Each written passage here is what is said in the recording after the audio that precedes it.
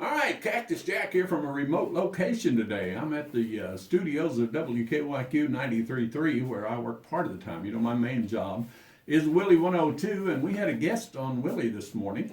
And as it happened, I had to come down the hall after my country classified show and go to 93.3 because Dr. Jeff is away on maneuvers. And lo and behold, my buddy Johnathan Len is in the house with us. Jonathan! Hey! Hello, everybody. Thank you, Brother Cactus Jack. Welcome home, world traveler. You've been all over the place, haven't you? It's like that old song, I've been everywhere, man. Oh, yeah. I feel like it. You know, Texas is one big old state, and I feel like I've been all over it, but I haven't. I've just been down in the Coastal Bend area. Down by Rockport, Corpus Christi, Texas, but then 3 hours south of there, down in the Rio Grande Valley. You remember that old song from Johnny Rodriguez? Down on the Rio Grande. I remember that. Oh yeah, you don't know how many times I thought of that song while I was down there, but had a great time entertaining for the Winter Texans, and there's multitudes of entertainers down there that come down and entertain for the winter. You know what they call us? They call us wintertainers. What a name. Wintertainment. Yeah, wintertainment. That is cool. Well, we're going to call it Len-a-Palooza at Charlie Joe's. Now, we probably won't get this on the air before the show actually happens, but you come to Charlie Joe's quite a bit when you're home, don't you? Yeah, we'll try to. It's actually been a little bit, getting dates to line up and everything. Charlie Joe's always has great entertainment. Western Kentucky alone has a multitude of so many different entertainers and different styles of music that people fill up with their schedules at the venues. And so, long story short, I'm just glad that we worked a day out for me to get in there. We have had some great folks come out of West Kentucky. We've got Larry Stewart, the lead singer of Restless Heart. Yeah. Jan and Jerry Crutchfield, the brothers that were raised in Paducah on Ashbrook Street. One of them a monster songwriter. He was one time president of Cedarwood. And then Jerry, the brother, he was everywhere in Nashville. And then other entertainers, Stanley Walker is in the Rockabilly Hall of Fame. He's been on with us, and we're going to put some more on the YouTube channel with Stanley. Yeah. And then there's Johnathan Len. And you've been on tour for a month, is that right? I have, yeah. But hey, we can't forget, there's other folks like Reggie. Oh yeah, name some you can think of. Well, my buddy, leave anybody out. Reggie LaFay. Yes. And then I wasn't buddies with him. I wish I could have met him. Boots Randolph. Yeah. Let's see, who else big from Paducah? You remember... dadgum, I got his face. Ray. Mark Hobbs did a lot of stuff with music. Mark's a local Paducah guy. And we also had Kent Robbins from Mayfield. Yeah. And Chili Dog, Michael Castleberry. Yeah. Like you and I were talking the other day, and I remember I got my start when I was 23. Crazy enough, I was too shy to get in front of people to sing. At 5 years old, I sang for my family. They bribed me with a woman to get me to sing at 5 years old. Can you believe that? I believe that. I'll buy anything you tell me. I've heard you sing. Jonathan. But wait, like Paul Harvey said, but I got to tell the rest of the story, though. See, tell the rest of the story, Paul. Jonathan. My aunt and uncle would bribe me. They'd say, Jonathan, they said, if you'll get up and sing us a song in the living room. Back then, we had that big old box TV that sat on the floor. And that was my backdrop. But they said, if you'll get up and sing us a song in front of the TV, we'll take you down to the gas station, let you pick out whatever Little Debbie cake your heart desires. Wow. What'd you get? Oh, I always had my tongue and lips all over Little Debbie's honey buns. All right. Well, what did you sing? This is my next question. My go-to song back then, I always loved 1950s and 60s music. But I would always sing Stand By Me because I loved that movie. That came Rockin' Robin. Lollipop, my goodness, Buddy Holly's Every Day. But, of course, Stand By Me was in it, and that was my go-to song.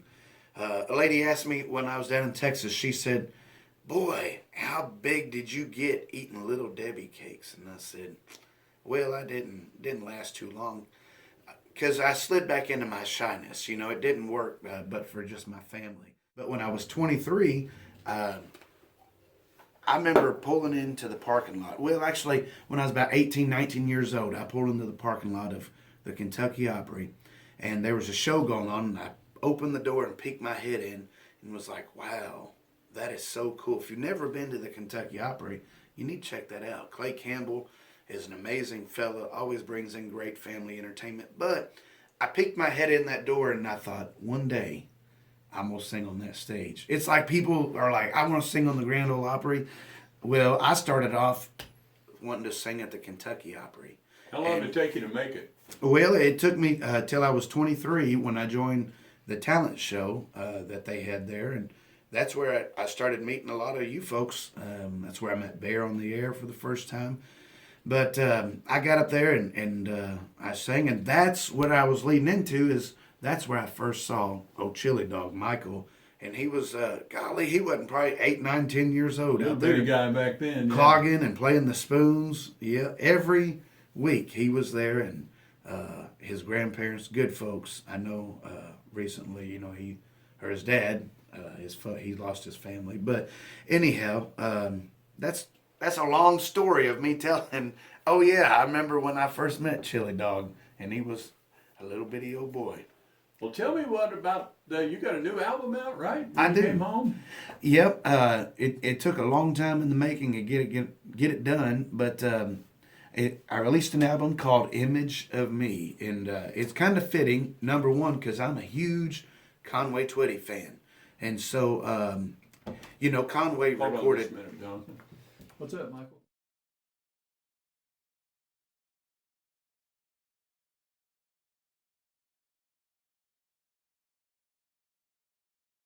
So, I lost my train of thought. How'd the album start? That's right. That's what we were talking about. It started with one song and ended with 12. End of story. I'm just I kidding. love that story. I'm just kidding. Brief and to the point. Didn't So- Conway Twitty songs have something to do with that in there? They And, sure didn't did. you write one? I Is that did. the truth? Ah, I like what you did there. I like what you Can't did tell there. I've had a preview, can you? Yeah. So, yeah, I named the album Image of Me. One, because I'm a big Conway Twitty fan. And Conway's first number one hit was called It's Only Make Believe, 1958. And so Conway, around mid-1960s, Conway wanted to switch over and start doing country. Well, his first top 5 song came in 1968, and it was called Image of Me. I'm a huge fan of traditional country music and Conway Twitty, so what I did was I had ended up, through Ronnie McDowell, linking up with Conway Twitty's keyboard player for the last 14 years of his career, and I decided, while I was sitting there in the studio with him, I said, Mike, his name is Mike Shrimp, I said, Mike, what would you think about me coming in the studio? And I said, let's cut Image of Me, that 1968 song of Conway's. And I said, but I don't want to modernize it. I want to keep it just like it was for Conway. And I said, I just as paying tribute to Conway. And he said, I'd love it. And I said, oh, really? And he said, yeah, because you got to pay me for it, and that means money in my bank. So just cutting up, but ended up doing it, and I sent it over to get mastered at the studio that I go to for everything else, A Writer's Paradise with Stacey Hogan. But I wanted that to be the album title because the whole album is a picture of me. It's an image of me. But anyhow, you need to listen to the album, and you'll see truly that it is a true image of who I am. Everything into one. Even a country gospel song on there. My friends Bill and Vicki Gower that I met through Southern Illinois, they wrote it and gave it to me, which performed very well on some independent charts here in the States. As you mentioned, songs that I've written on there. The Truth, I really like what you did there with that, throwing that little jab in there. I liked it so much I played it on my radio. You did, and I'm grateful for that. Hey. But yeah, so one of the coolest things that I was given was a song called One Man Show. And I was at having dinner this past June with Little David Wilkins. And Little David Wilkins wrote songs like Bring It On Strong for Brenda Lee, Butterbeans, which is a very comical song. I love that, by the way. But then he wrote a song that Charlie Pride and Conway Twitty both rushed to put out called Georgia Keeps Pulling on My Ring. So I'm sitting with Little David Wilkins having dinner at Cracker Barrel, and he's telling me all these stories. See, he's really here with you. Yeah. And he's telling me all these stories, and he said, Jonathan, Conway was supposed to record another song of mine, and he said, but he didn't get to because he passed away. And I said, boy, I sure would have loved to have heard that. And he said, Well, he said, how about this? He said, how about I email it to you? And he said, if you like it, he said, you record it. And I said, no. I said, you pulling my leg? He said, well, actually, there's two songs that Conway. He said, there's two songs that Conway had on hold that he didn't get to record. But he said, I'll send them both to you, and if you like them, you record them. He said, but you're not going to hurt my feelings if you don't record them. And I said, hey, look, Conway Twitty had 55 number one hits. I don't care what it is. Give it to me. I'm recording it. And I want you to listen to it. It's called One Man Show, which is very fitting for me. I have a band that I travel and perform with. Just the other night, I was down in Memphis, Tennessee with the band. And but we play around Paducah, but a lot of the times it's just me, a one-man show. So check that out. And I give props to little David Wilkins for writing that. And you could definitely hear that Conway would have recorded it. The other one was called Three Ring Circus, and I think I'm going to cut that one as well. But, you know, people, I did a radio interview when I was in Texas. My publicist set that up for me, and I go into the studio, and before we went on air, I told the fella, his name's Hank Moon, I said, if I start talking too much, you just tell me. And he said, man, he said, you wouldn't believe how hard it is getting people to talk sometimes. He says, like pulling teeth, or you'll try to get them to talk and probe them, and they're just like, yeah, that ain't the case with me. You asked me one question. My favorite interview until today is William Lee Golden. I asked him one question, and he talked for 8 minutes.